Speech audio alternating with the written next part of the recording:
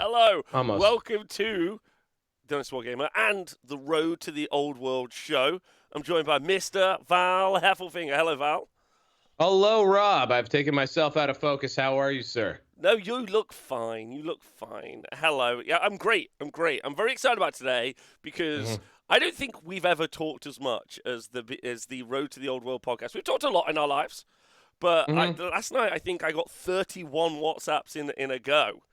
And I was like, Well, holy hell. ever since you became a calendar bro, you have started, like maybe saving them up a little bit more. There's clearly, you have a social media time allocated. Correct.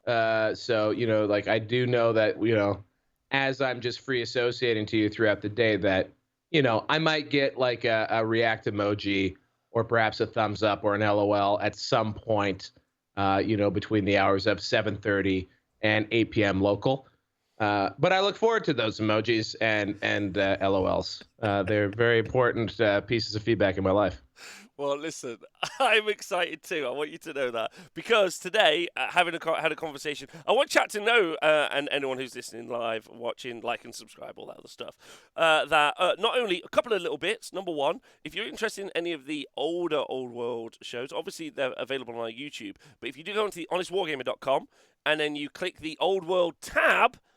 All shows and then eventually blog posts and all other resources that we'll produce for the Old World will eventually be found there, unless it gets moved to another site or something else in the future. Depends on conversation. But for now, very simply, it's available there. So that's first bit of news. So second, which is very professional, I think. I think it's amazing. I've never been on a website before. That's pretty cool. I mean, you're laughing, but I've never knowingly been on a website. Haven't you always been on FLG? Trying to match your kind of. I don't know. No, not really. I think they maybe post the blogs. At one point, Reese was like, "All right, man, you just gotta set up the blog roll, and then you add the thing." And I was like, "Nah, man, no, I'm not doing that. Someone else can do that." So if someone else has been doing that, then yes. I am on the FLG blog all the time. If someone else has not been doing that, I am not on the FLG blog all the time. Okay. Well, you'll be on ours. So there you go, permanently. How wonderful is that? Yeah, pretty great. So shout out to Tom for getting that website looking pretty slick, in my opinion. Okay, so today's show though is we had a second bit of news. We had a pre-production meeting. So this isn't just.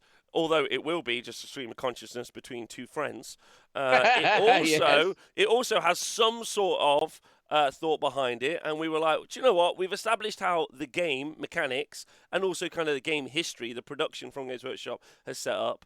Now we should do the setup. Before we look at any more armies like we looked at with the Empire, we should look at the setting that the old world's going to be put into, and we should talk around it, have a laugh with it. Maybe the chat will make some jokes, not that many because they're not that funny. That's right, chat. Fucking coming for you today. Get me today.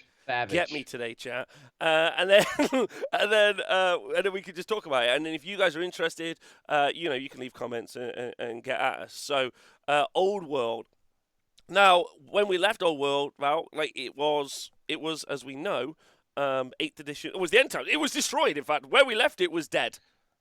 Well, where we left it was it went out with a bang, not with a whimper. I mean, that's the way Warhammer Fantasy always said it wanted to go. It didn't want to just fade away into irrelevancy. It just did a lot of drugs and fucking died shitting itself on the toilet. It died. It died heavily. But that's great because it means that when we do get the old world, we're not just re-going over some old ground. And in fact, we're entering a time. Ooh, I wish we played some mysterious music here.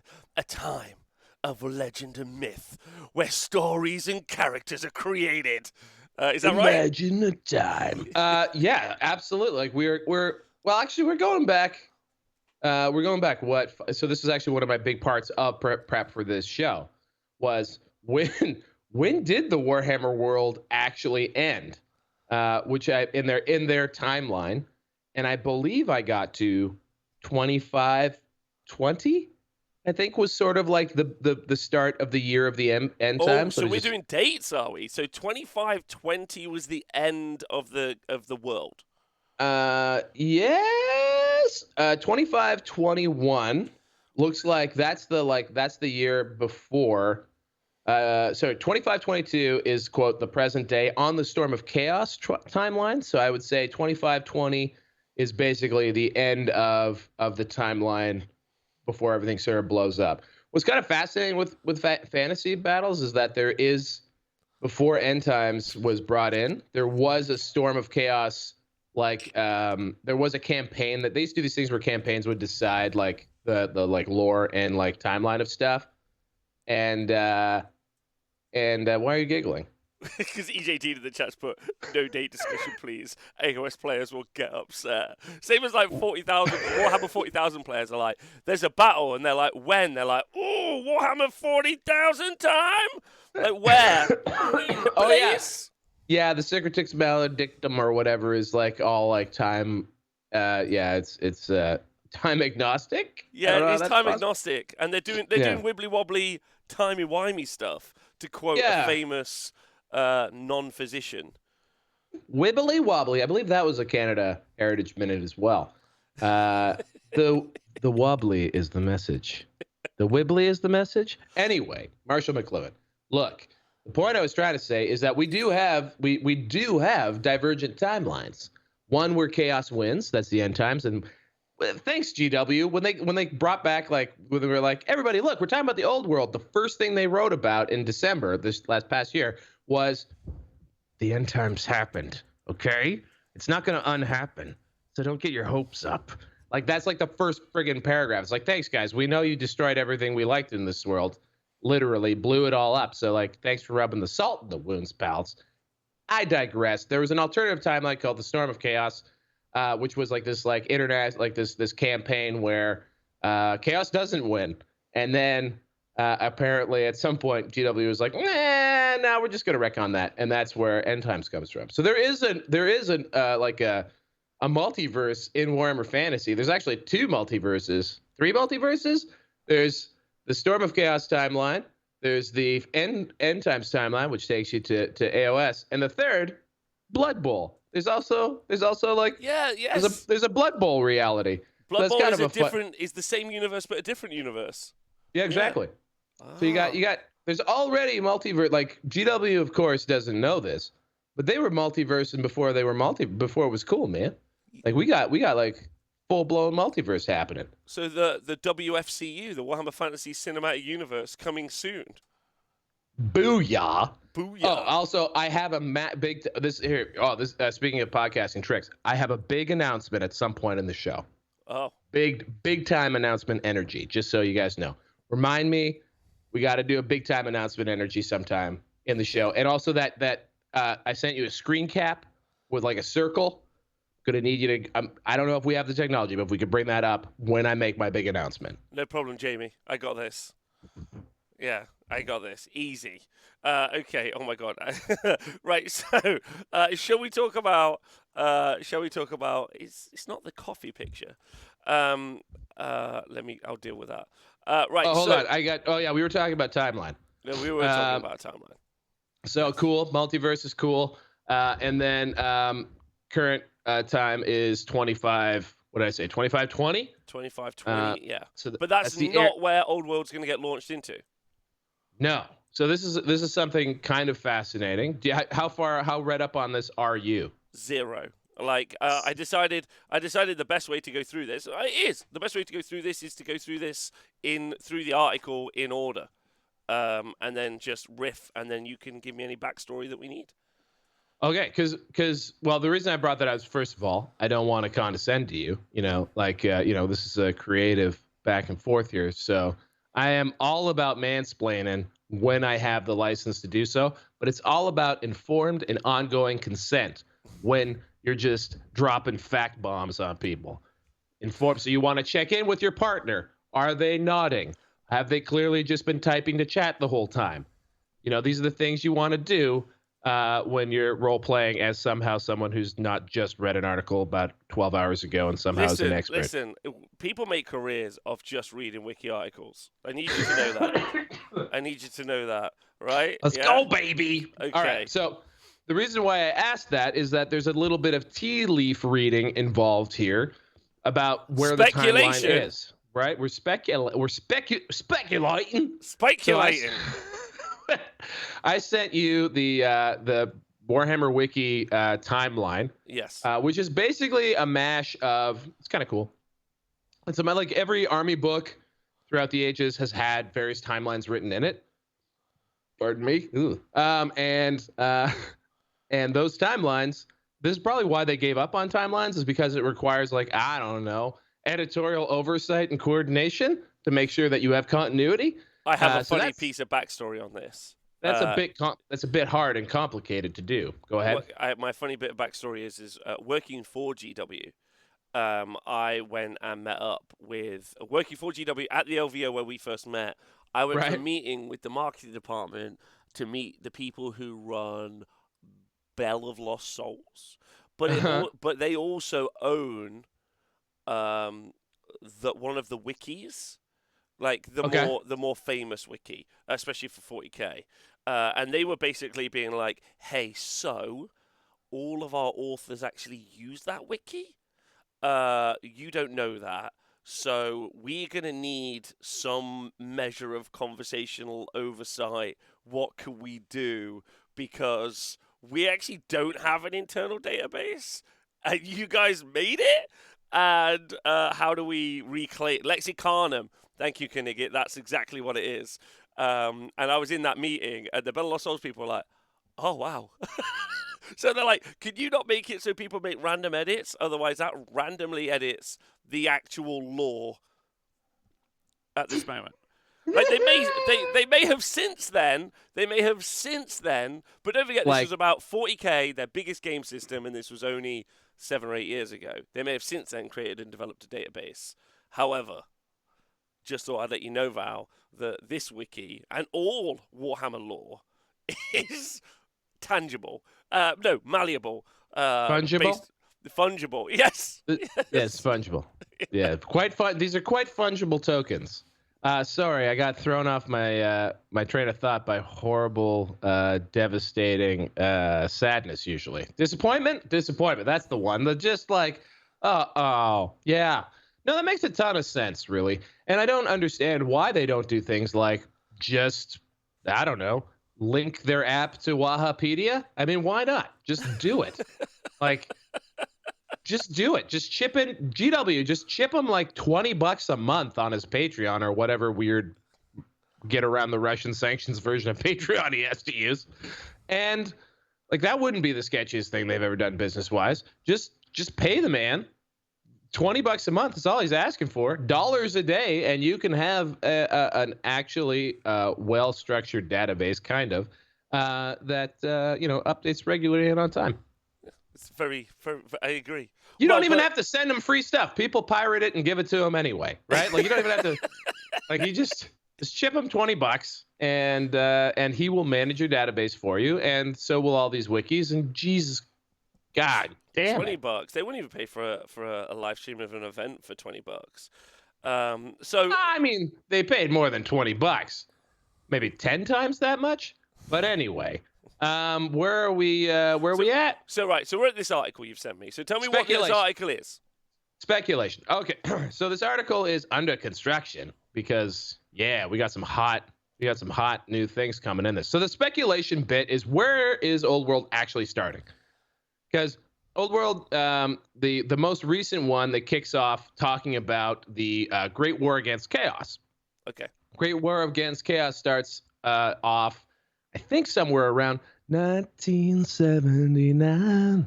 In our time. In our time or their time? Their time, the Imperial timeline. Okay, so any time we currently going to talk about is going to be in their time. Like we won't be referencing IRL timelines. No, so yeah, these are very much Imperial timelines. Okay, so 1979. And I'm wrong, by the way. Immediately wrong. 1979 is a different thing. So I'm gonna park 1979. We'll remember 1979. Put it in your brains. We're actually fast forwarding to 2302. 2302. Okay. That's the Great War Against Chaos. So this is stuff that we can talk about a little bit later. But 2302. So that, if we're already looking at 2520 as the present timeline. 2302, we're looking, what, 500 years in the back, in the past from where we are. So, like, Horus Heresy is 10,000 years ago. This is the equivalent of, what, Napoleon?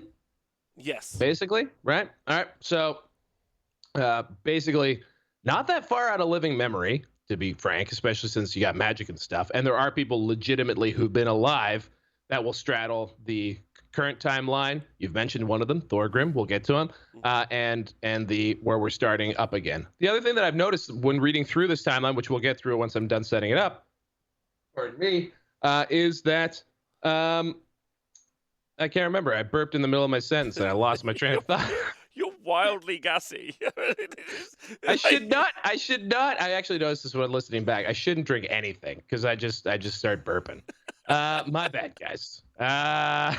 So the reason I bring this up is that the only actual tidbit of information that we have on a specific time as far as maps are concerned that have been released, because we've been getting these really pretty map updates, comes from or stems from a little nugget that was dropped with the Bretonian update, and that was indicating the reign of Louis Auxerre.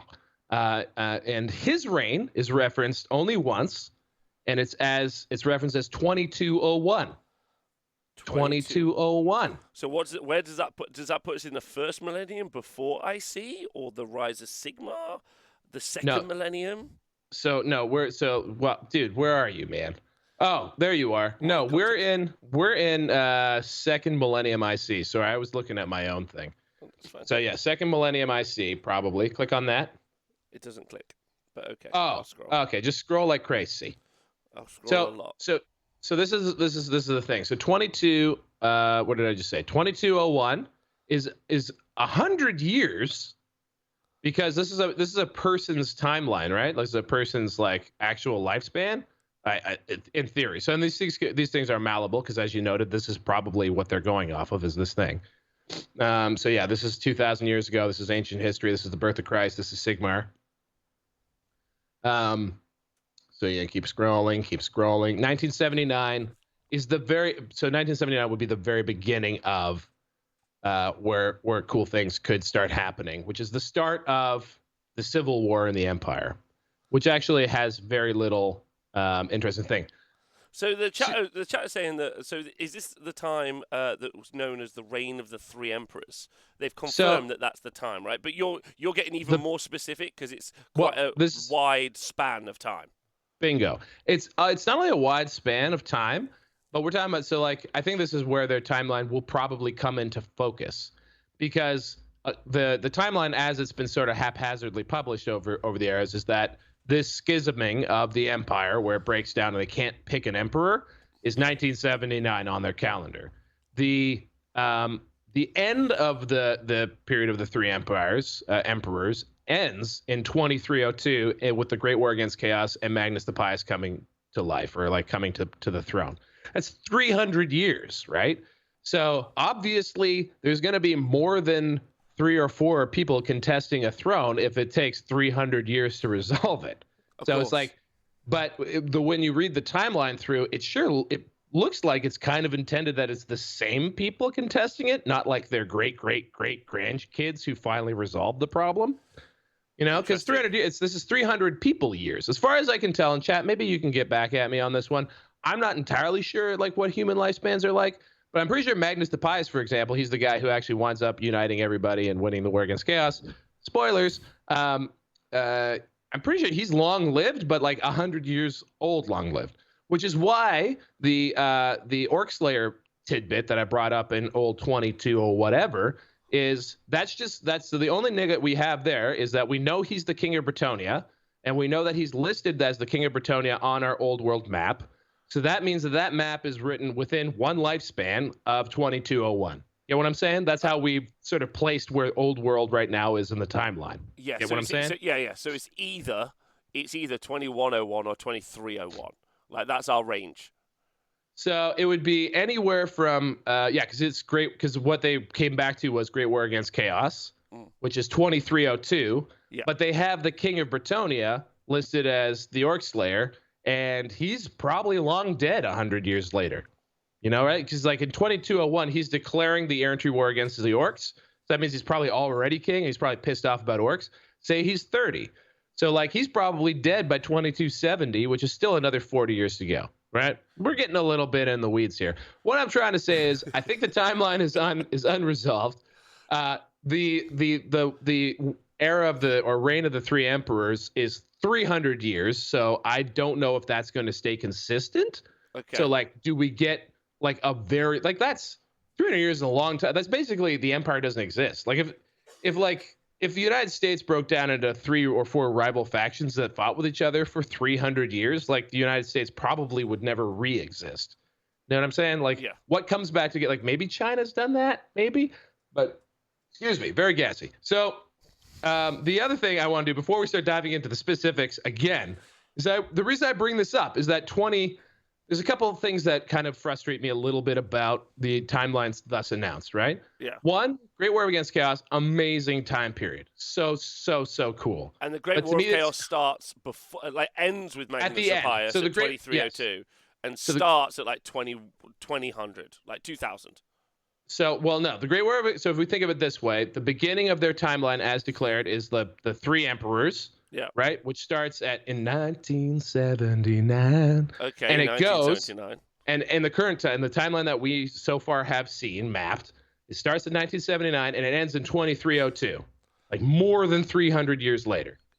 So that means that, and there's people who are named at the beginning of that, like the three emperors, like the people who basically had claims to the imperial throne and all that kind of stuff, at the beginning of that timeline, and then, but they're. Logically, they would all be long fucking dead by the time Magnus the Pious comes and the Empire unites to fight off chaos. Could I counterpoint with an idea? Can I counterpoint with an idea? Sure. Magic. So this is the thing, and so this is part of that. This is part of my ignorance. Is yes, maybe. So like I said, Magnus the Pious is an old, like he's a long-lived human, but I think he lives even in this timeline maybe for 100+ years.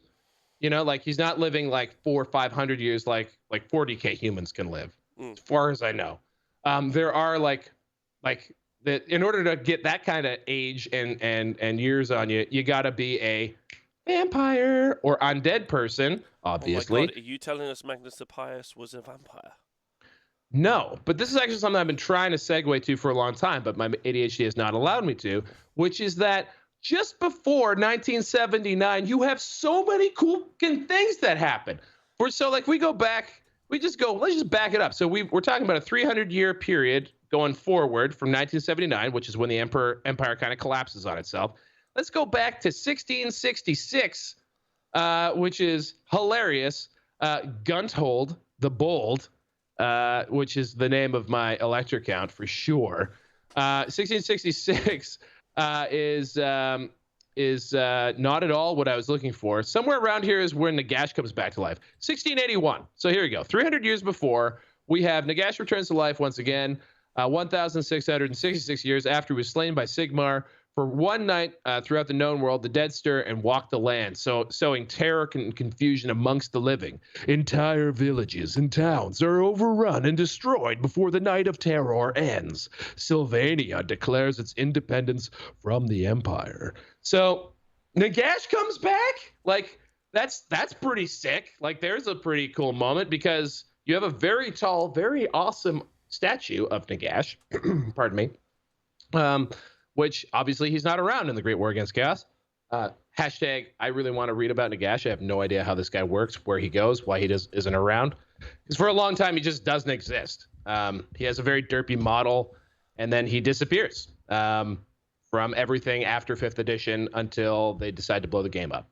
So Nagash is a fascinating character. He's like the Arc Necromancer. He screws everything up in the world. He's like one of the most important characters, like alongside Sigmar himself in the general world, because of how he just kicks things off with undead magic. And so Nagash, super important character. He's dead for most of the timeline. He happens to be alive 300 years before the Empire falls to pieces.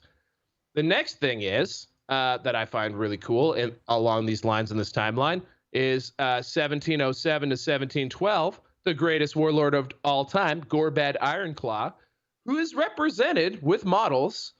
The other thing about going deep on the timeline, by the way, is that you realize like how many of the models like of like mortal characters, like the not long lived characters, are from all over in the timeline. So like Warhammer Fantasy Battles already isn't really married to the present day because you have special characters that you can play with, like Gorbad Ironclaw, who are from a period of time that predates like gunpowder weapons for the Empire. So that's kind of cool. So like if you were fighting a battle against Gorbad Ironclaw, who's sick as hell, I don't know if you have an image of Gorbad Ironclaw. Yeah, I wish I could cue things up. I feel like such a dipshit every time I ask you to do something. There's But an anyway, image. well, I don't know. Like, yeah, oh yeah, let's get a little Gorbad Ironclaw here. He's so sick. There he is. It's Oh actually an man, advert. we gotta get an ad blocker up on yours. I don't believe in ad blockers. Oh, that's nice. I mean, like, how else does this exist? Jesus, man, do you have to be principled about everything? Like, could we Just not saying. just have? There's a I picture. mean, come on. Yeah. So behind the playing children, which I'm sure Rob also doesn't want to take off the screen, is Gorbad Ironclaw, just like the greatest warlord of all times. He's a big problem for the Empire, and I think is meant to be sort of like the Napoleon of like orcs. I don't know. Like he's got a massive. He's just a big old wahing dude. So that's a really cool, important like slice of history that is referenced both by characters in like the current editions of Warhammer and yet happens way before. Like this is what did we say 2520? So that's 800 years in the past. So 800 years ago, we're talking like Charlemagne. So like this guy is this guy is like from so far long ago. He dies like in this time period, and yet is a current character in the game of Warhammer Fantasy Battles, which I find kind of interesting. So if we keep going from here, this is what really frustrates me. Is that next we start getting into the original Vampire Wars? I'm pretty sure. So if we scroll down into like the 1800s, I think this is where we start to see rumblings with like, am I wrong? Am I full of poop here? Maybe I am wrong. Where are the vampires? I think maybe I'm not wrong. Bloodkeep falls, the Imperial Siege, El Cadavo. Where's like Vlad? There was like a whole bunch of things here for Vlad that I remember reading yesterday. You have Lyonesse, so that's the province, not Repulse. 2010. Like 2010 is Vampire. Oh, so it's after. So okay, cool. So we get into 1979. So basically before, so immediately the what did we just do there? Like 200 to 300 years before, we have the Gorbad Ironclaw, which is like a massive and awesome incursion into the Empire and all of the Old World. So that's actually like a super big piece of the history. Like almost all of the original Old World factions are really touched by Gorbad. He's a big deal.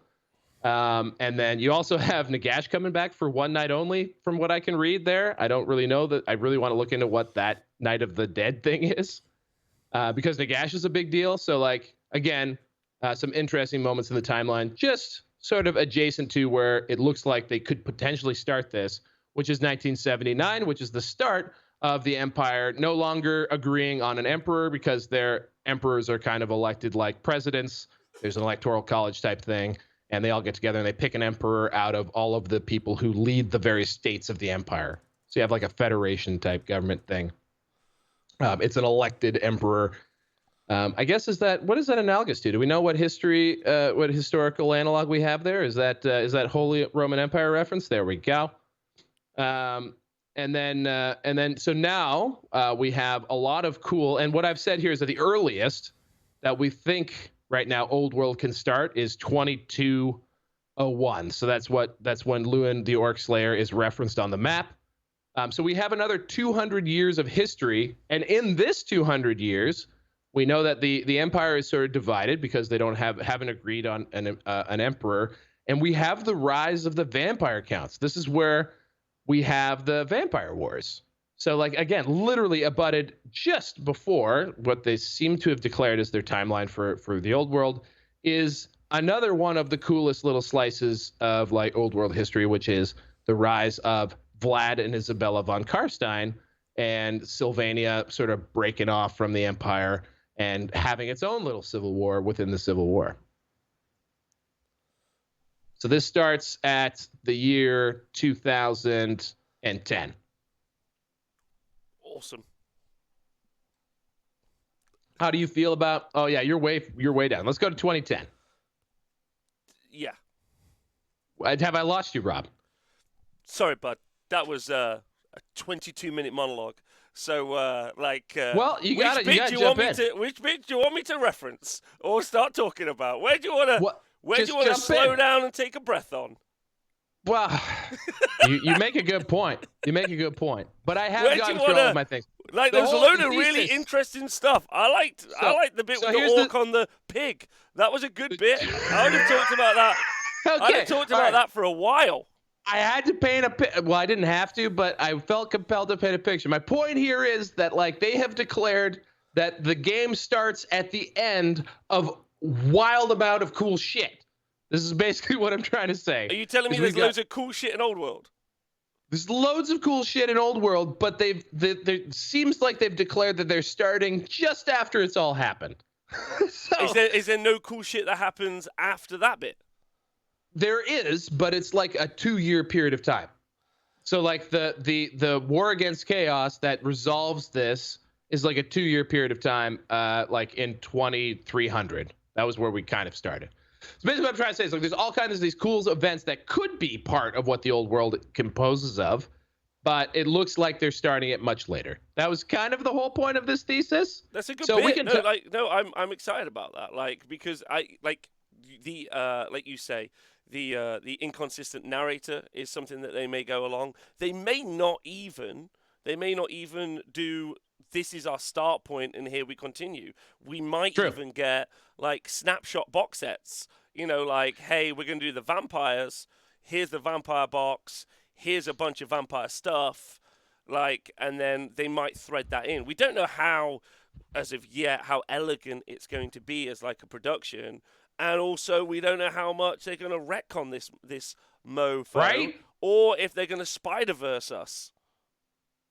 So they seem to have declared very intentionally that there's no Spider-Verse. So they've declared that the timeline is not Blood Bowl, although they are supporting the Blood Bowl timeline. But sure shit ain't that Storm of Chaos stuff. So like the end world happens. So like this is its own distinct thing. So we know that much. But what you just said there about like retconning stuff and like figuring this all out and maybe making this a little bit more coherent, like that's pretty cool. Yeah, I think it would be really good, especially as having just heard loads of exciting information from you that there's loads that it's quite clear that there isn't, even when you research it very well, there isn't a consistent like read through, which is sad. So we think it starts at 2301.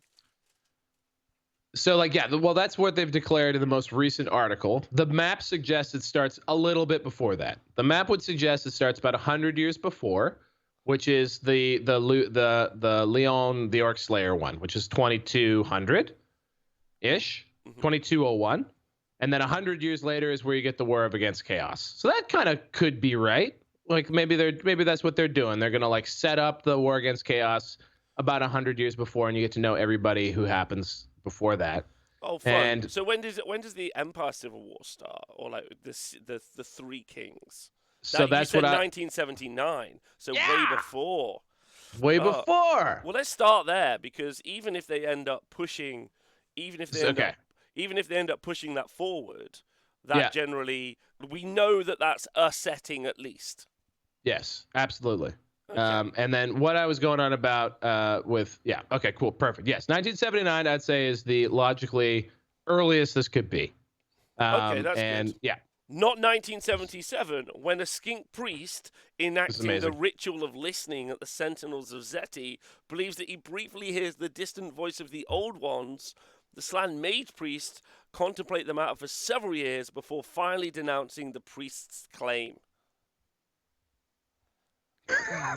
the vital timeline element of the background. So again, this is so that's probably from one of the Lizardman books. There's actually one that I found that was like, this is just a bit of an aside, which is definitely a reference from, okay, it's from the 6th edition book of the Lizardmen, and it's from the Chronicles of the Lizardmen. Let me see if I can find it.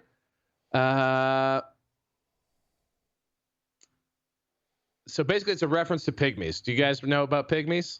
Mm-hmm. Oh yeah, here we go. So I'll read it out to us. So this was so if I'm Games Workshop, I probably don't want to recognize that pygmies were a thing. I don't know about you. I think So it's probably you're talking about the miniatures, not the uh, racist not the. trope. So the miniatures are the racist trope. But isn't the trope? Didn't the trope exist pre Warhammer? So isn't that fascinating? That's, I think, probably what we want to think. But in as recently as the year 2000, this entry was included in the Lizardman book, and I quote: "Lord Melchin returns to the imperial court after spending a year exploring Lustria. He is accompanied by a copper-skinned, hairless being, barely 3 feet tall. Melchin claimed he came from the Wayahuri tribe, a race of diminutive people found in the jungles. Reportedly, the creature eats a high-ranking court official and flees. He's a cannibal. Jesus. Rumors abound of his hiding out in the moot." Okay, well, it's So, fair to say any of us who are excited about Old World are all a bit racist because, well, it like, is the old world. it's the old world. It's the old world. It, in of itself, is hopefully satirical, and although I hate those Horatian fucks, yeah, like more I mean, that's Horatian than it is Juvenalian, yeah, because we indeed, would, indeed, indeed. yeah, we would hate that, right? But yes, it's oftentimes because Games Workshop have lifted from the tropes of much fantasy and also many cultural thoughts that go Mhm. around. They are, in by their nature, wildly unprogressive. So my point is just that, like, they had a line of little people minstrel characters in the 1980s and 70s that they probably realized, maybe we shouldn't produce these anymore. And Yes. then, but nonetheless, someone who wrote the timeline for the Lizardmen in the year 2000 was like, it was funny when we made all those little people minstrel characters. Let's reference those. That's what I thought was funny, was that they brought it up. I would have just tried to forget about it I think myself. that there needs to be a lot of like retconning in the old world, which they absolutely are unaware of. Yeah, they're going to be like, that bit of the story, that was cool. And you're like, uh-oh. Because I doubt, not to be unfair to Forge World, I highly doubt that they were like, right, old world, yeah, but we are in a different time now. So it's time to start thinking about some of these and maybe start to address the balance on the some of these. And they're like, nope. I hope they've got someone in there who's doing a first read who's like, no, no, no, this has to come out. Well, I think one thing that I've learned from this, so like there's a lot of like cool nuance that comes in this timeline that Warhammer Wiki's put together, is because it's obviously it's a pastiche. It's been taken from all kinds of different sources and mashed together. And one of the biggest sources, of course, is the RPG. So like the RPG has really fleshed out the world like in the present timeline. I think that's where it takes place, sort of just before the end times, if I'm not mistaken. So like you get a lot of details about Marienburg. You get a lot of details, for example, also about like the vampirates. By the way, I've only ever heard you call them vampirates, and I was just like, of course, they're No, I can't vampires. claim that. I want to be really clear. I want to be really clear. Like the Age of Sigmar community got very excited before the release of the new Soul Black Gravelords book, Uh-huh. because of Total War, they were like, oh, vampires, vampirates. It became a thing. It never turned out to be true, and the Warhammer community themselves, like the Age of Sigmar community, were gutted that didn't exist. Vampires would actually, you're right, be super cool. And I guess yeah, I don't know, maybe anyway, it doesn't matter. Sidetrack. They would work really well in AOS, I think. Anyway, but there's all this fidelity, so you get a lot of these like weird detailed anecdotes if you read through this entire wiki. and a lot of them come from the RPG. And the reason why I bring that up is that you were just saying like there's this opportunity to retcon and like maybe add a little bit of, I don't know, context or like a broader perspective to the tropes that most of this is founded on. Because if you expand the world, you're going to get into some choppier waters, also known as cultures that aren't just white people. And you want to be, I don't know, mindful of how you appropriate and or incorporate those other cultural narratives and mythologies and stuff into your world. Because to be quite frank, the way they tried it the first time, like there's a War Master, which is the epic version of Warhammer Fantasy, Araby army, and it's a lot of dudes on flying carpets. Like they watched the first 40 minutes of Aladdin and were like, got it, no problem, mate. I absolutely understand them sorts. I've got it. Camels and carpets. Camels and carpets. So that being said, so I think like a lot of people assume like, whoa, we couldn't possibly like do the rest of the world because they're terrified about what would happen if they just went out and try to do the rest of the world. Whereas the reality is that like if you took yes, and we're appropriating here, but nonetheless, I think that's allowed because that's kind of what, I don't know, creativity is. You take what you know and you sort of remix it and you create something new with it. But like the cultures that you'd be appropriating from, and you can see this sort of with Cathay, and I haven't seen like a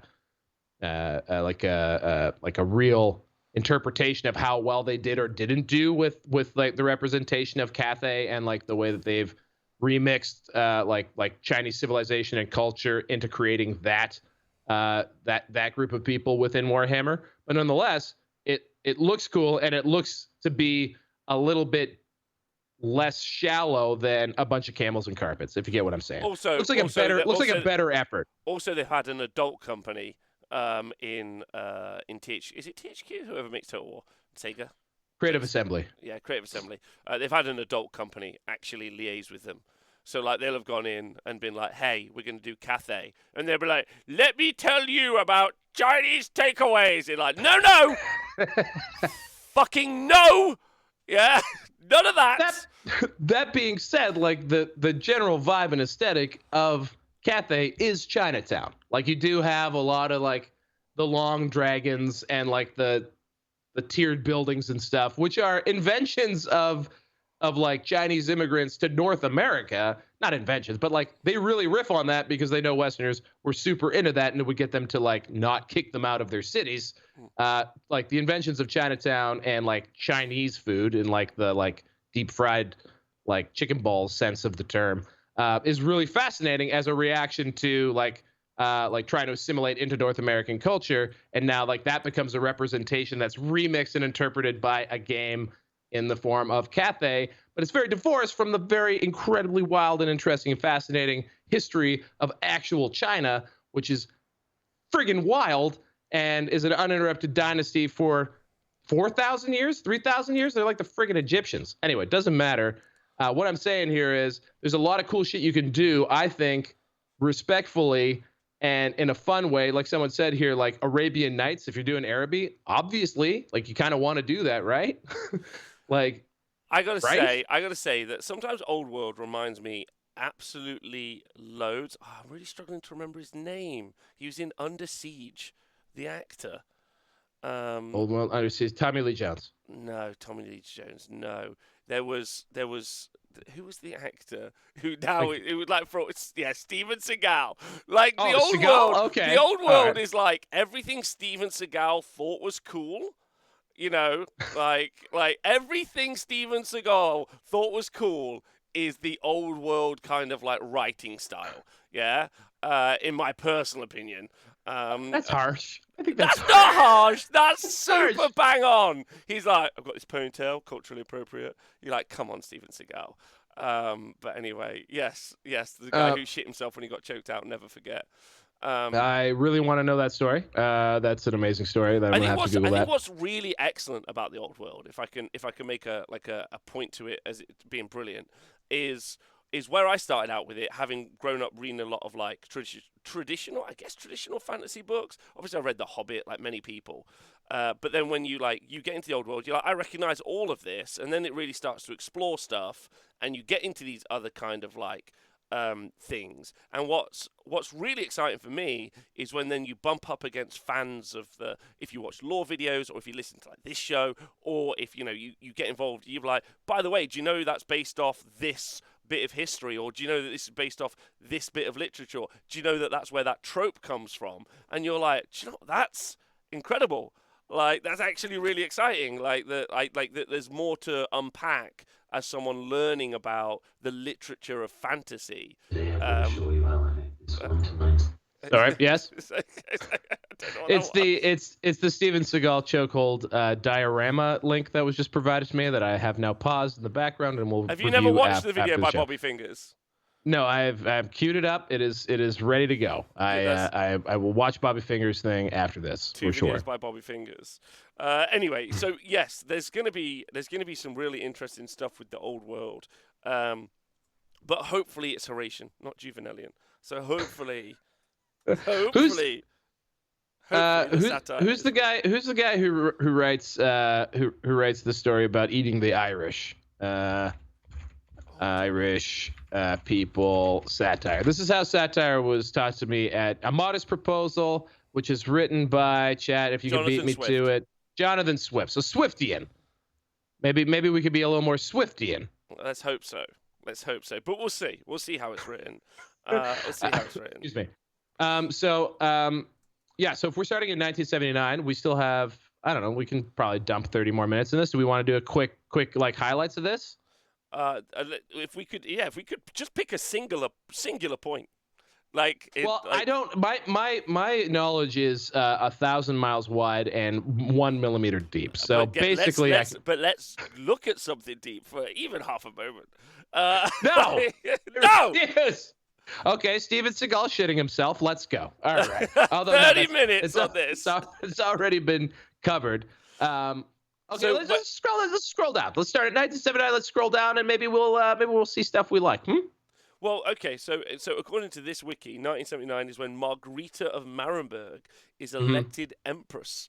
Only Wizenland, one of the other... So again, this is empire we're talking about. So one of the other empire states. Stirland and Averland, all empire states, acknowledge the vote, and the Grand Theogonist officially declares the position of emperor vacant. So this is the beginning. This is the beginning. It's the beginning. Okay. No new emperor is elected, with the empire having effectively fractured into divided provinces. Wizards' war spreads through the empire, with necromancers and demonologists terrorizing the population. Okay. So that's an interesting little throwaway line there. When I looked it up, Wizards' War is also not really fleshed out, but it's literally just that. Necromancers and demonologists terrorizing the population. The next bullet point, though, just to give context, I think a little bit to how where we are in the timeline, read it out. I think it's pretty cool. Gunpowder is introduced in 1991 to the fractured empire by their dwarf allies. Wizards' War is ended. A classic. I feel, again, not to reference Steven Seagal a lot, but I guess this is very much like when you have the Tai Chi masters who are like, I can deflect any punch. And then someone just haymakers them and they just fall over. This is like a wizard's I'm controlling the flow of state, and then someone just shoots them with a black powder weapon. They're like, oh, you are not good at this. Can we go back though? So the empire fractures. Let's focus here for a moment, right? With necromancers and demonologists terrorizing the population, they wouldn't have been working. You assume at this point the city-state is divided, or all of the city-states are divided. And then they're not hiring necromancers and demonologists to terrorize the population. Is the idea that that these are opportunistic necromancers? I assume so. I think it's basically the state has collapsed, and there's an opportunity for ne'er-do-wells and wizarders to bust out and cause problems. That's pretty fun. Pretty fun. I like the idea of an opportunistic necromancer. That's a pretty fun little concept in my head. He's like, oh, it's about time I raise these old dead bodies out the ground, and I'll take over a small village over yonder. Like, it's fun. Yes. Yes, I don't know. Like this is fun. And then demonologists terrorizing the population. I don't know what that means. They literally summon demons. Fun. Yeah, I think that's literally. So I'm going deeper on Wizards War if this is what we would like to do because I think it's kind of cool. Yeah.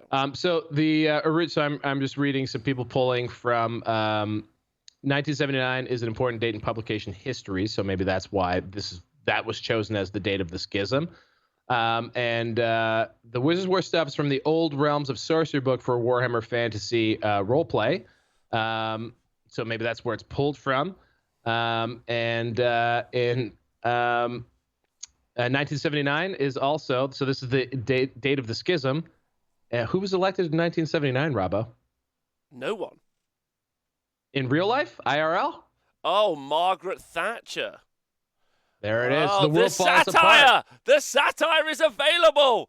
They're Bing, bing, doing bing, it. bing, bing, bing, bing, bing. Ring the satire bell, everybody. We're going to get one of got those. this. I'm going to get a button on the... when we hit the satire bell, we're pressing the button. Satire bell. So Marguerite of Marienburg. And is Marienburg literally England? Good question. No. Well, because England famously was like famous for its navy, I guess, colonialism also. But like its navy was kind of a thing, and Marienburg is a port. Marienburg always reminds me more of Amsterdam, but like I'd have to go into like Marienburg. There's lots about, and for something that I'm vaguely only aware of, like I don't know enough about it, but it just seems cool because it is sort of like I think this is where it becomes more independent. Albion is England, so Marburg is the Dutch. Okay, it feels Dutch-ish.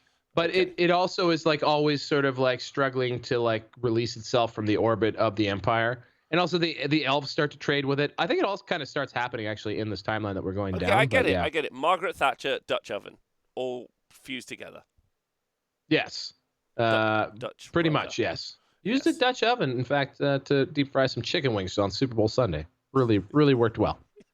Have you got an air fryer yet? Side note. I do indeed have an air fryer, but I don't know if you know this. It's just it's an oven with a fan in it. I don't know. My partner's sister bought us one for Christmas. Apparently, it's the future. They're wonderful. They're wonderful. Okay. Do you have Subway sandwiches or Starbucks where you live? Subway cakes we do have. We do also have Starbucks. Subway cakes. So like, do you know when they toast it, they put it into an oven that just turns into the surface temperature of the sun? Oh yes. For like 2 minutes. That's an air fryer. That's the whole thing. And then someone was like, we could sell this to people, and that's it. We shouldn't though, but we will. Yes. Right. So the Wizards War. So you're looking up the Wizards War? Something happened in the Wizards War? The Wizards War is there's some serious gaps in knowledge. Blah blah blah. Yeah. So Wizards War looks like it's just something that was expanded on a little bit. It's a pre-Techless magical event. Pre-Techless. So Techless is when. Yeah. So again, just for clarity for people at home, the Techless is the point when humans and Techless get together is when they learn, or the colleges of magic are set up. So Techless, just the teacher has set it up. Interesting. Thanks for resubscribing. Loads of love to you. So this is a Wizards War that happens before that. Yeah. Oh yeah. So these aren't. These are like, this is well before those colleges. So like Wizards would just be sort of an uncontrolled weird thing. Like you would probably like before in 40K terms, it'd be like before psychers are really understood. You just have people that like occasionally explode things with their brain. And you probably have folks who are into the dark arts who get into like developing themselves. I'm just going to read a random person's interpretation from 2011, which is Wizards War in direct terms was a mass purging of wizardry from the Sigmarite Empire. Demonologists, sorcerers, even necromancers had become widespread, at least in the public's mind, in the Empire, and needed to be stopped. It's more like the War on Terror than a conventional war. However, many of the wizards is the Inquisition. It's the Inquisition. They were just hanging. Someone like, I don't know, bandaged up someone's leg, and they were like, "Wizards War, you're dead now." Yes. Amazing. Do you see? Oh, here we go. The Great Middenheim Academy of Arts and Magic became the greatest and only wizard school in the Empire and would last until the reign of Magnus the Pious, who received support from the magisters at the Academy for promising them a place in his unified empire. About half of this is in the Conrad saga, so that's the rise of the vampire counts, which is about to start. And the other half is picked up from Middenheim history in Ashes of Middenheim. In Conrad, there's an awesome character who is a sorcerer trying to hide his highly illegal activities from the Academy, calling them unimaginative fools. So it seems this is interesting. So what this is giving us actually is a little bit of the pre-colleges of magic, which is where the current timeline has. You have 8 schools of magic because basically the elves come over during the war against chaos and they teach the humans how to like specifically study different parts of magic. Before that, so this is the sort of but magic was happening before. Magic is happening before in a less organized fashion. The Wizards' War is what happens, I guess, when the state kind of collapses in 1979, and now Wizards are getting a little out of control. This very much feels like no, we'll teach you how to democracy. Like there's like people doing magic and like living their lives, and they're like, no, you can't do this. And then the elves come over and they're like, oh no, yeah, you can do that. That's fine, actually. The fancy boy elves have said it's fine, right? Yeah, this is interesting because this actually comes up. I recommended a podcast yesterday. It's a conversation between Rick Rubin and Dan Carlin, and in it they're talking a lot about like everyone having an opinion and like everyone it being cool that like everyone can state what they think, but the danger is shitty ideas become popular.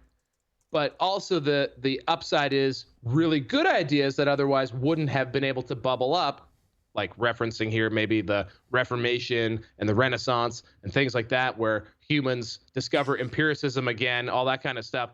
If you didn't have freedom of thought, you wouldn't get the good ideas, but you have to be able to tolerate the bad ideas.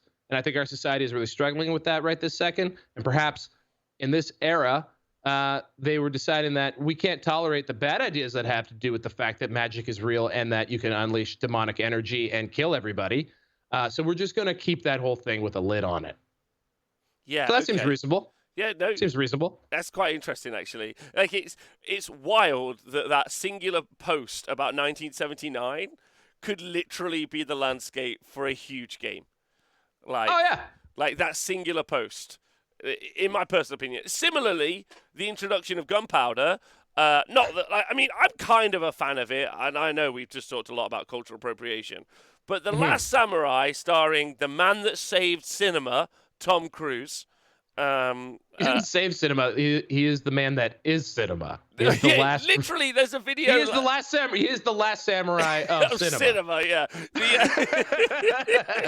There was a video that went viral yesterday of Steven Spielberg like congratulating him and cuddling him and saying, "You've saved cinema, man. You've saved cinema."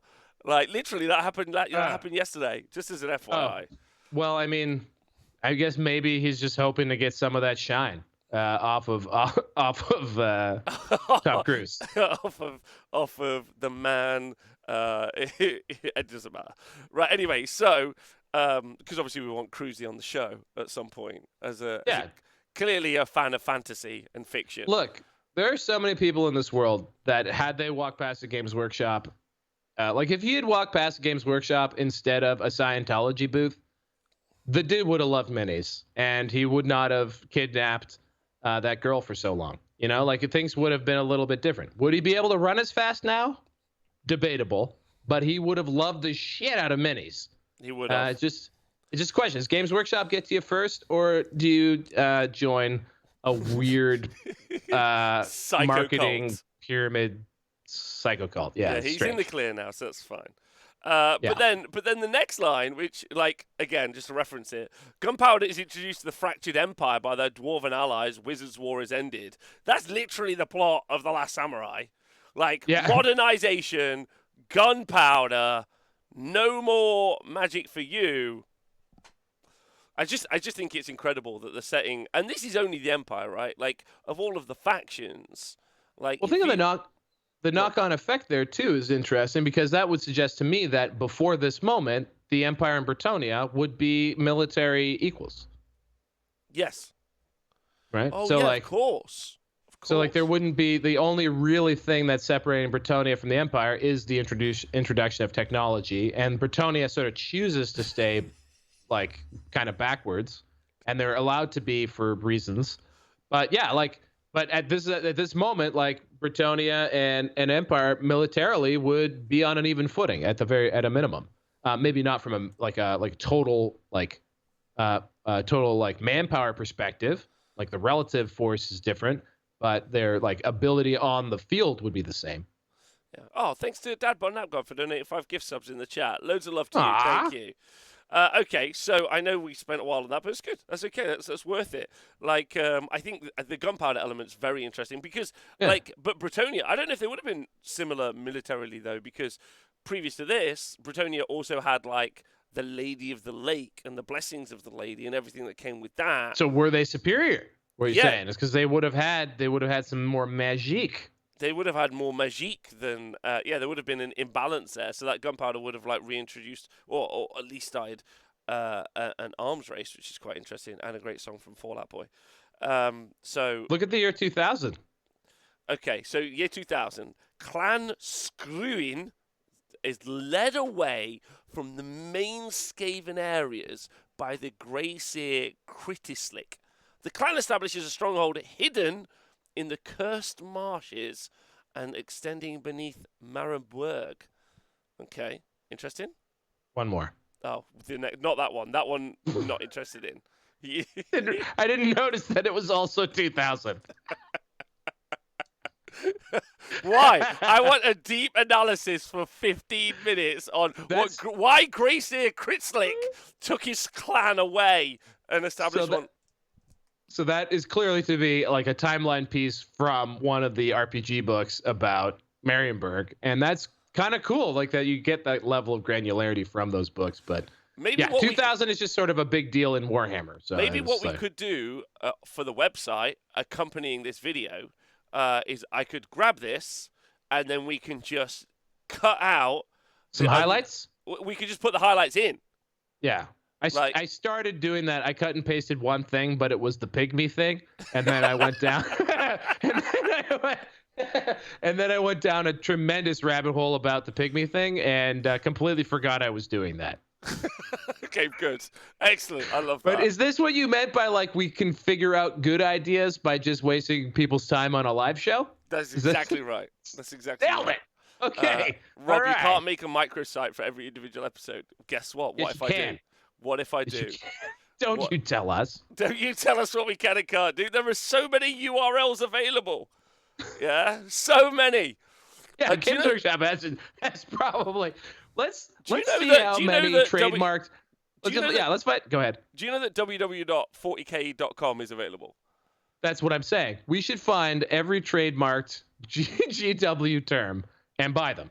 It's only $30,000. 40k.com is a lot, but that makes sense because it's 40k.com is 30 grand. Yeah, it's interesting. That is not expensive, is it? Bang a load of ads on it and just put Wikipedia on it. Feels like. I mean, that's a pretty big. I don't know if we can get. I don't know if we. Yeah, we just redirect it to our old world microsite. But like just said, from a pure gambler's perspective here, you know, if you did a little speculatory parlay, maybe we could kickstart it to buy 40k.com, because like if they do sign the deal with Cavill and Amazon, me suspects 40k.com would be worth more than $30,000. I can't believe that they're so cheap they haven't bought it themselves. I'm shocked that someone hasn't speculated on it. And if it's 30 grand, maybe it's probably not actually. That's the asking price is 30 grand. Maybe it's more like 15 grand. That's incredible. Anyway, I just thought I'd let you know.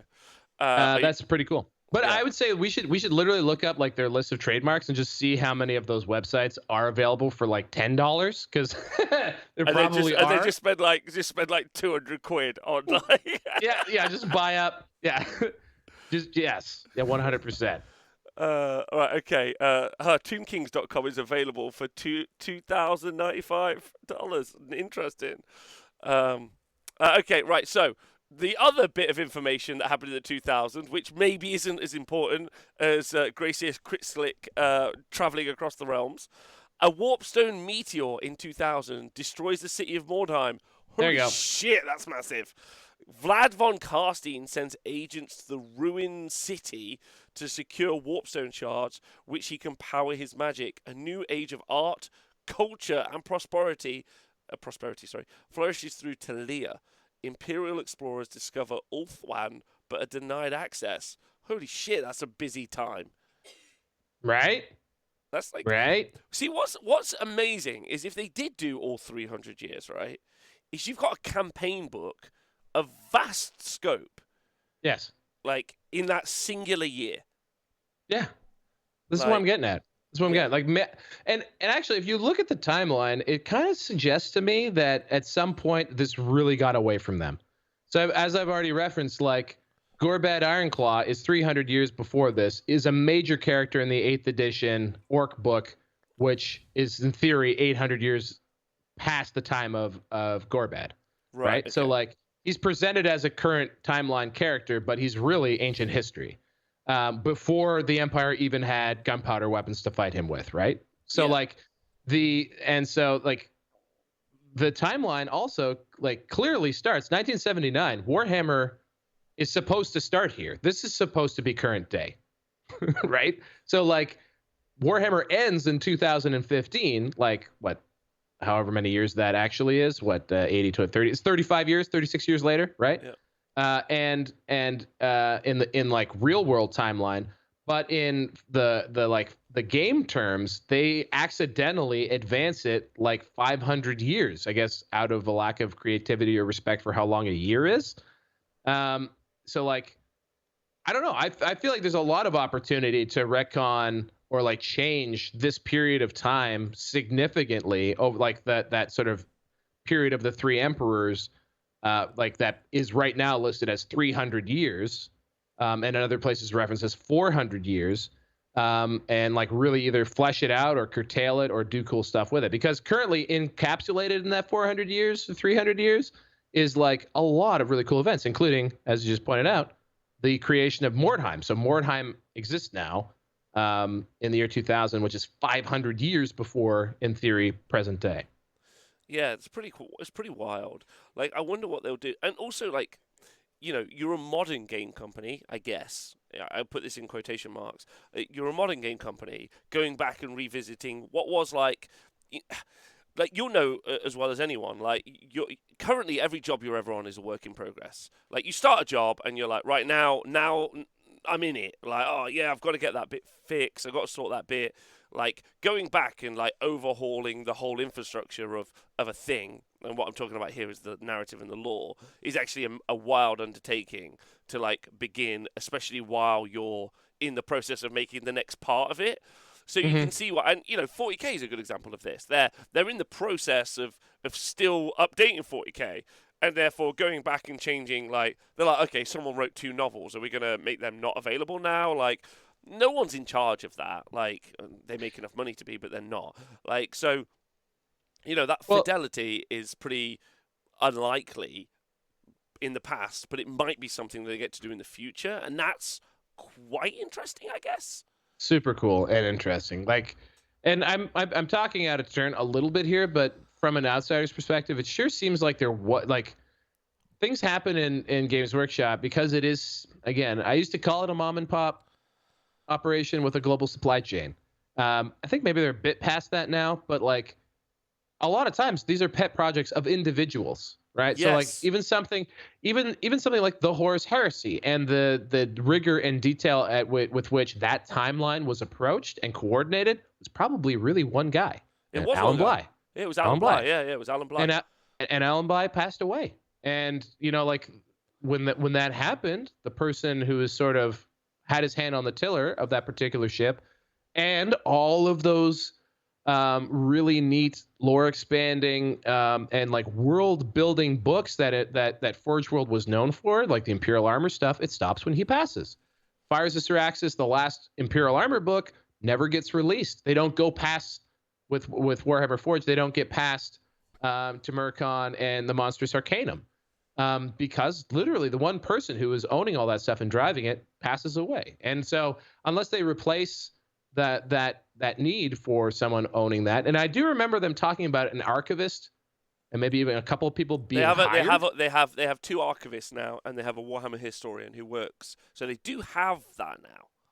Right. So like that's maybe in recognition of, wait a minute, like we need this capacity, or we need someone to be a rememberer of like how all this stuff knits together, because it was invested in one person, and as you revealed earlier in the show, fan driven wikis, and there are so many there are so many threads that, like, if you want to add any sort of narrative cohesion to all this stuff, it's possible, but you got to know where all the threads are. So yeah, anyway, it's a long way to say that hopefully that whomever is spearheading this mission is kind of aware of this timeline and how much, for example, it sure seems intentional that they have put the King of Bretonia as the King of, like, name the King of Bretonia as a character that we recognize in the existing timeline on the map of the old world, because that timestamps where present day might be for old world, right? Yeah. So one would hope that they realize that the only reference point we have for Leon the Orc Slayer is 2201. Like, we don't know when he started, we don't know when he ended. He's literally a bullet point in the 6th edition Warhammer Bretonian army book. Yeah, so Drew Barry makes a point in the chat. What a strangely artist collective vibe for a company that feels so capitalist money hungry from a consumer side. And it's more that there's just like a huge swath of creatives inside the company who, because they are by nature creative, they want to build and create. They'll be like, by the way, I've invented Tomb King, or I've invented ogres. What do you think? Like, not invented, but you know what I mean? I've written an ogre book. Do you want to sell it? Like, that's literally how it worked for a long time. Like, they're not like that now, or not like that much, but probably more like that in Forge World than anything, which is what we're going to get, which is quite interesting. But there are other creatives who've jumped off the back of that, like the Total War people. So that's also very interesting as well. And the RPG, Val, looks very interesting. I was actually moments away yesterday from just purchasing the whole Warhammer Fantasy RPG set. It comes up on Humble Bundle. It comes up as a Humble Bundle all the time. So wait for that. Yeah, and I always just miss it, but yeah, it's available all the time. Yeah, and then 2 to 3 dudes working in Nottingham is never going to be able to make something as complete as a bunch of rabid fans. I agree with Pershaw on that as well. Disagree. Because really? because Alan Bly existed and Wahapedia exists. If you have a truly anal individual who is upset, and also a guy like Matthias Eliasson, the guy who does Warhammer the Armies project, individuals with either the power that they've taken into their own hands or the to ability. Compile these things, or the ability, or whatever, or like the authority to, like those who are just dedicated to the cause, like a full-time obsessed individual can literally move mountains, right? So like it's I don't know. I slightly disagree on that, especially in the context of something that it is possible to have read every single page of Warhammer stuff, right? It's a lot, but it's within the scope of human ability to do it. Yes, I agree with you.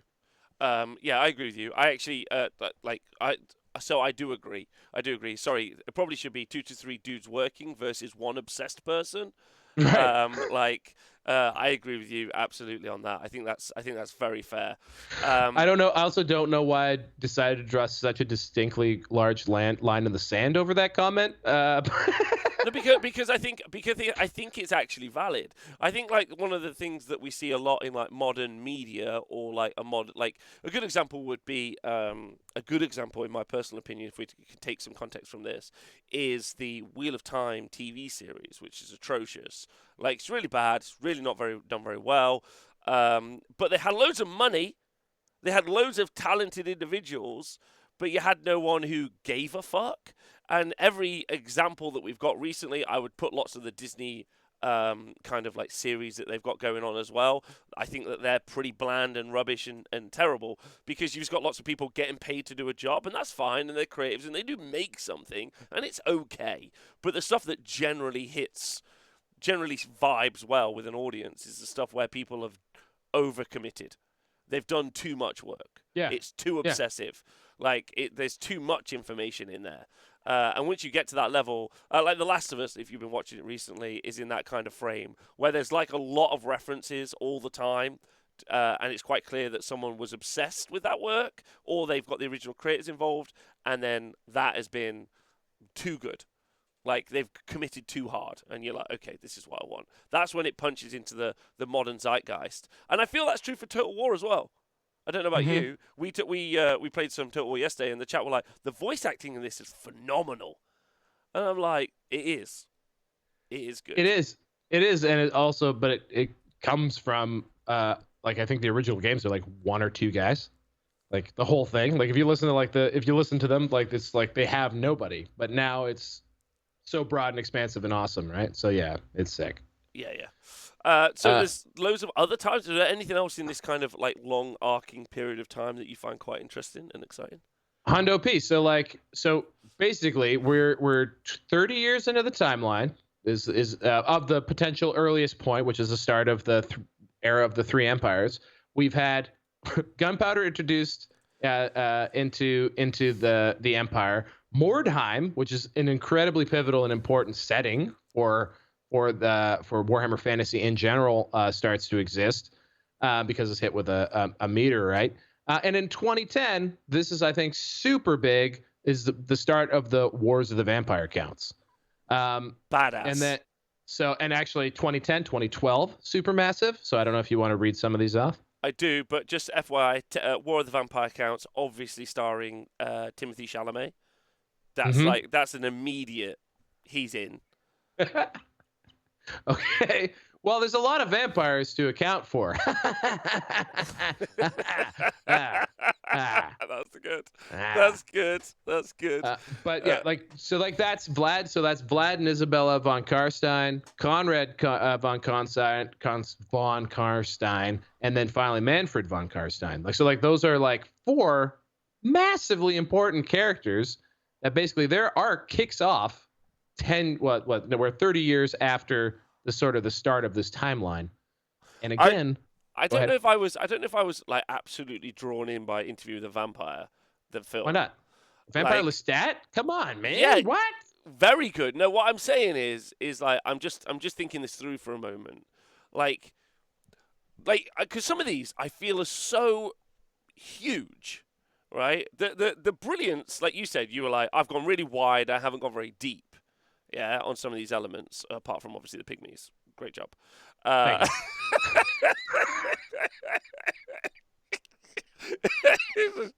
Excellent. My point is with the vampire counts is like, let's just say you just throw away the rest of the old world. Just throw it away for a minute. I'm not saying we do that, but just that feels like that's a game in all of itself.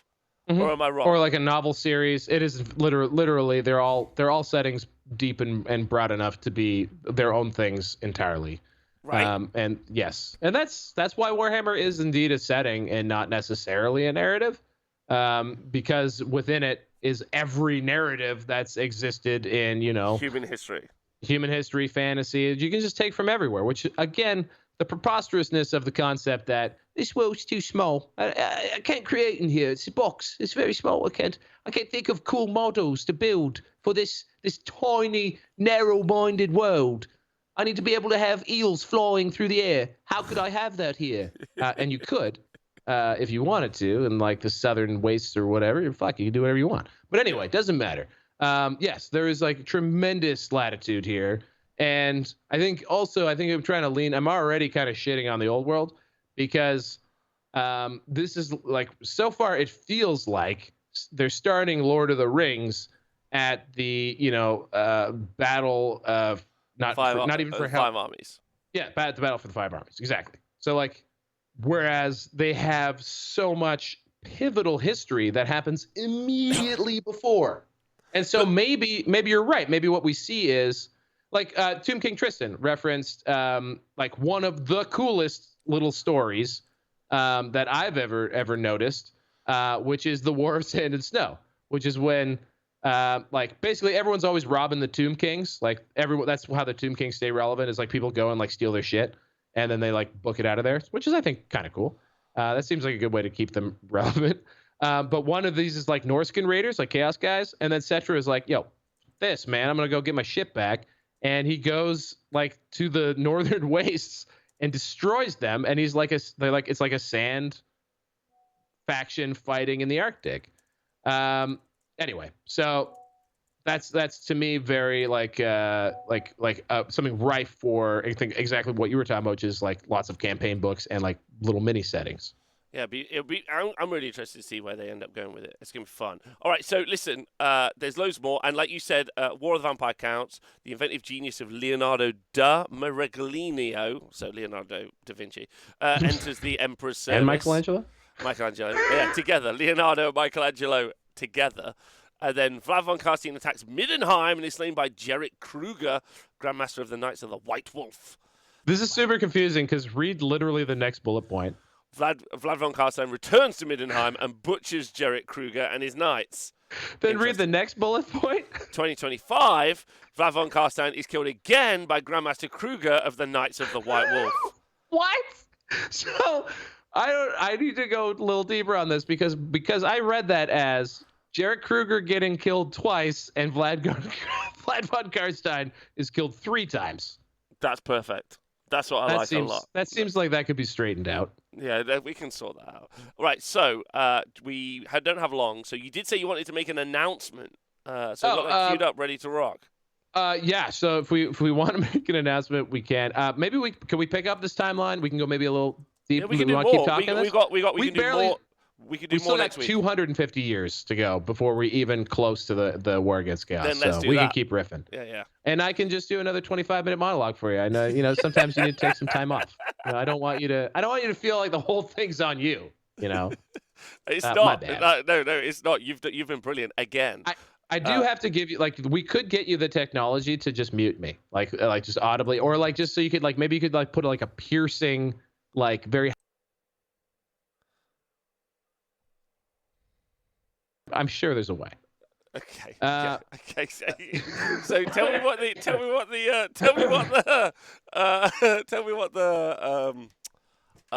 the announcement is.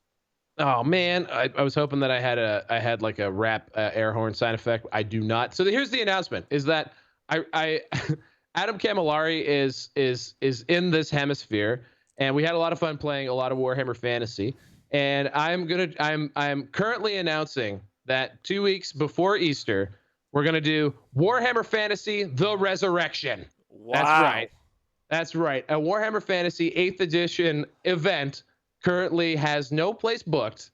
But it'd be I'm looking at the weekend of the 25th and 26th. Of October? March 2020. Oh, very soon. Yeah, like a month away. Like, it can be done. Look, these events, well, this is actually why I want to announce this right now, air horn sound effect. Warhammer Fantasy Battles, The Resurrection. It'd be somewhere within 400 kilometers. That's the thing here of Toronto. We would just need to find. I would prefer to keep this somewhere in that bubble. So if you're in this bubble, not Ohio though. I mean, maybe. I mean, Michigan, like Detroit. We could probably get cheap stuff there. How much room do we even need?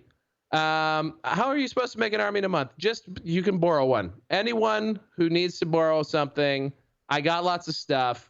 Let's do it. We could go to Mini Wargaming. I'm sure they might be that they have a really nice space that's right in the middle of this circle. Why don't you just do that there?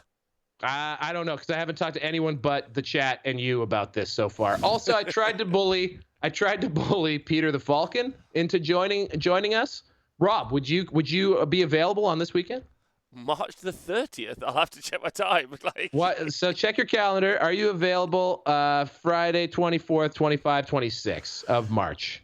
Yeah, maybe. I don't know. You might be available. You might be available. You might be available. I have to actually check my calendar.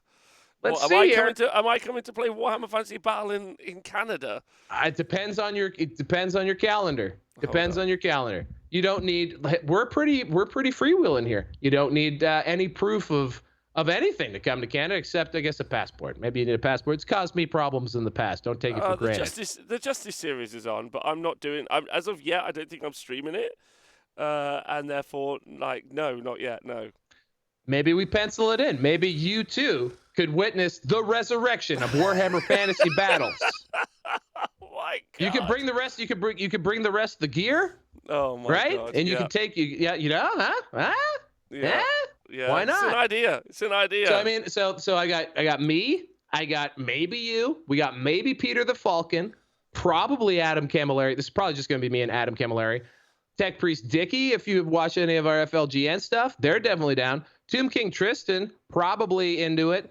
Maybe Nurgle Matthew. Like, we could have like a really like sick lineup like of core people, and we'll do it for free, and we'll just charge normies a lot of money to play Warhammer Fantasy with us. Let's go. And let's go. do it. Let's go. All right, yeah, I'm in. So, Rob, I'm in. you're 100% committed. Excellent. I have to produce an army in 4 weeks?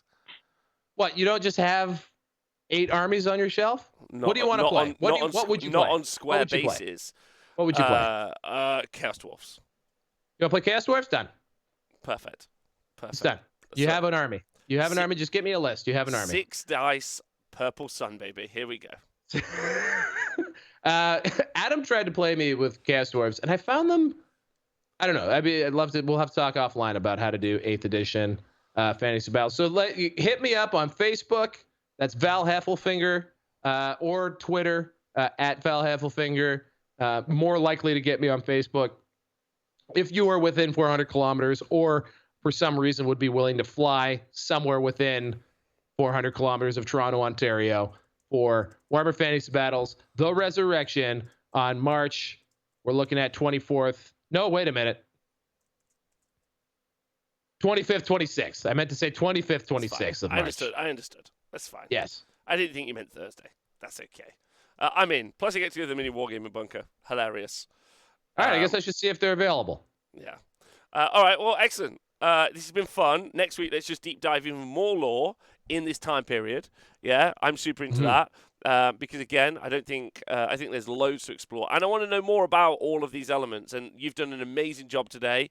I can't thank you enough for explaining the sheer stupidity of the crack lore that doesn't make any sense. So love that. I don't know if that was the moral of the story. I think I was just saying that, like, they've picked the final chapter of what seemed to be, to me, this seems to be the actual narrative arc of Warhammer Fantasy. I think that's kind of the thesis I was trying to get to, is that, like, this battle, this Great War Against Chaos, to me strikes me as the actual Great War Against Chaos, where they win and Chaos is defeated, right? And then they just do another 300 years and the world explodes. So, like, it feels like this is sort of the narrative corner that they paint themselves into, because the thing I'm trying to show here is, like, all the really important plot beat points happen in this era, right? So, like, and they end with this, like, uniting of the Empire, all that kind of stuff. And, like, the postmodern period is what Warhammer 8th edition and the current timeline is. This is the World War II. This is the formation of the actual culture happens in this era, the rise of the humans and all that stuff. So yeah, basically this is the real Warhammer Fantasy Battles timeline, and then they kind of just for some reason left it in the past and moved on to, like, Karl Franz and all that shit. I don't know why. That's quite interesting. Well, listen, if you've enjoyed the show, if you go onto the website, then the show will be accompanied by maybe if Al doesn't do it, I'll do it. Like a bullet points of time, like from the wiki, and we'll take out the irrelevant stuff like Mordheim, and definitely keep you updated with what Skitslick was up to. But yeah, we could get you a bullet points thing, and then maybe with a link to some stuff. Not sure yet, but I know for a fact I'd like to do that, because that's what the website does now. Like, it gives us the ability to do the video, but include like a blog element to it, so it's something we can reference in future shows. Like, hey, if you'd like to go back, you can go check it out. So we'll do that. So do check it out. And if you like the show, obviously share it with your old world buddies, your Warhammer Fantasy Battle curious friends, your rank and flank adjacent compadres, or any of those other things. Road to the Old World will return next Thursday at 11 a.m. Live on this Wargamer, and obviously you can listen to it as a podcast and all those other elements. So thanks, Val. Anyone you want to shout out before we go? Yeah, the Electric Cuts. So the Electric Cuts podcast, actually, for all of the Bone fans out there, just released a great episode of covering the Tomb Kings, and they have a guy on who's like a big Tomb King fan, and they have a real rambling, like, circle jerky style, but they are all big Warhammer Fantasy Scenario fans, and they have a really cool, I think, detailed conversation about like why Tomb Kings didn't pan out when they should have, probably, and they don't go too deep into the crunch. So if you're just sort of interested in Tomb Kings in a broad sense, they have a cool conversation about it. The Electric Counts podcast, love those guys. In Australia, they say cunt a lot. Thank you to Dadbod Napgod for donating a gift sub to Goobertown Hobbies in the chat. Appreciate you. Goobertown needs the support. He Everybody, does. He does. He needs the support. So big love to him. Thanks everyone for tuning in. See you soon.